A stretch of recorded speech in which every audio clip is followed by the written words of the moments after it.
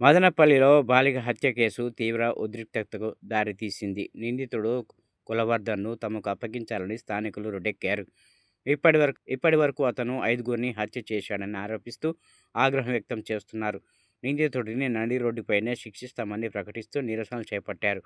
జాతీయ రహదారిపై బైఠాయించి ఆందోళన కొనసాగించగా కొందరు పోలీసు వాహనంపైకి ఎక్కి తమ డిమాండ్ను వినిపించారు. మదనపల్లిలో పరిస్థితి రోజురోజుకీ ఉద్రిక్తంగా మారుతోంది.